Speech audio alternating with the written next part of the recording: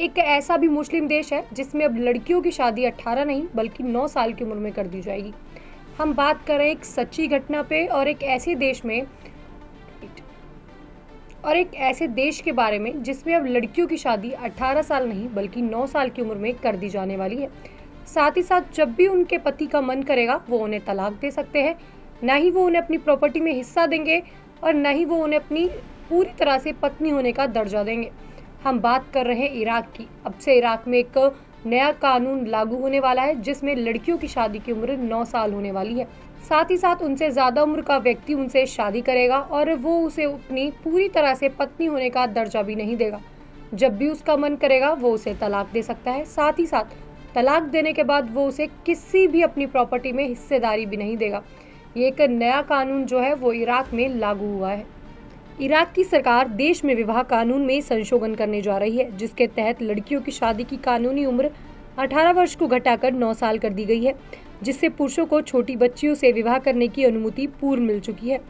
प्रस्तावित कानूनी बदलाव महिलाओं को तलाक, बच्चों की देखभाल और उत्तराधिकारी के अधिकारों से भी वंचित करता है। इराक की संसद, जिसमें रूढ़िवादी शिया मुस्लिम दलों के गठबंधन का प्रभुत्व है, वह संशोधन कर मतदान करने की तैयारी कर रही है, जो देश के पर्सनल स्टेटस लॉ को पलट देगा। पुराने कानून को लॉ 188 के नाम से भी जाना जाता है और उसे 1960 में जब पेश किया गया था तब इसे मध्य पूर्व के सबसे प्रगतिशील कानूनों में से एक माना गया था। इस कानून में इराकी परिवारों के मामलों को नियंत्रित करने के लिए कई नियम प्रदान किए गए थे, जिसमें धार्मिक सांप्रदायिक से संबंधित मामले भी शामिल थे। पुराना नियम अब्दुल करीम कासिम सरकार ने बनाया। कासिम की पहचान प्रोग्रेसिव लेफ्टिस्ट के तौर पर की थी, जिनके समय में कई बड़े बदलाव लाए गए।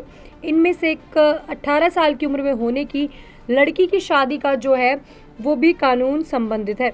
विवाह की कानूनी आयु को कम करने के साथ साथ नया संशोधन महिलाओं के तलाक, बच्चों की देखभाल और उत्तराधिकारी के अधिकार को भी समाप्त कर देगा। सत्तारूढ़ गठबंधन का कहना है कि यह कदम इस्लामी कानून की सख्त व्याख्या के अनुरूप है और इसका उद्देश्य युवा लड़कियों को अनैतिक संबंधों से बचाना है। लॉ 188 में संशोधन का दूसरा भाग 16 सितंबर को पारित किया गया था। यह पहली बार नहीं है कि जब इराक में सिया पार्टियों ने पर्सनल स्टेटस लॉ में संशोधन करने की कोशिश की। 2014 और 2017 में इसे बदलने के प्रयास विफल हो गए थे, जिसका मुख्य कारण इराकी महिलाओं की नाराजगी पूर्ण तरफ से थी।